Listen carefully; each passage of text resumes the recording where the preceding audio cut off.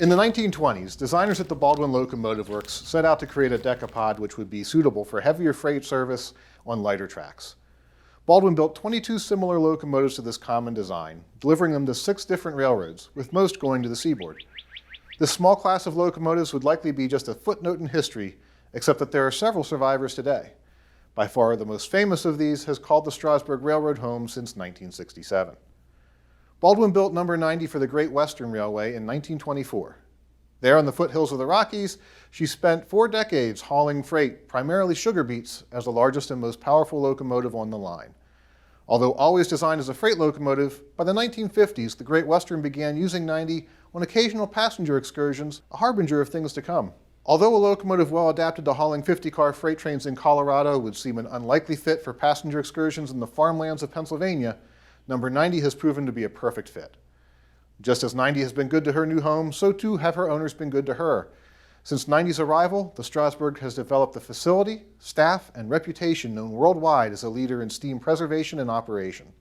She remains the largest and youngest steam locomotive on Strasburg's impressive roster. A favorite of fans and tourists since her arrival, 90 has been an icon of the Strasburg for multiple generations. Over the decades, 90 has seen many different paint schemes and a few other modifications. The last 2 decades have brought a multitude of looks, including occasional returns to Great Western colors for photo charters. It is surprising that a locomotive this well known and loved has not been replicated dozens of times in model form, and yet, after nearly a century of service, the definitive model of number 90 eludes us.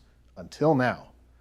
Working with the experts at the Strasburg Railroad and their archives of original builder's drawings and mechanical notes, Lionel's design and modeling teams have created an all-new O-scale model truly worthy of this landmark locomotive. Made of newly tooled die-cast and brass parts, equipped with the latest in control, sound, and smoke effect electronics, and decorated in multiple accurate paint schemes, Lionel's new brass hybrid Legacy 210 is the 90 you've been waiting and begging for.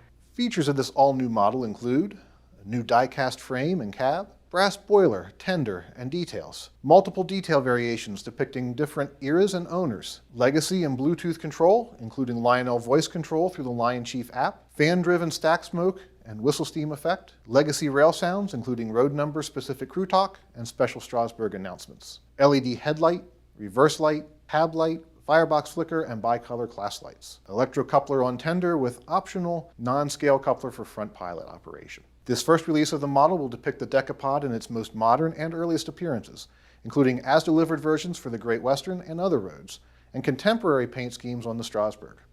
This will include the original Great Western lettering with both the as-built details and as correct for its appearance in the scheme on the Strasburg in the past decade. Further releases will include other prototype 210s, as well as other variations of the 90, including the extended smokebox ears on the Great Western and the Strasburg.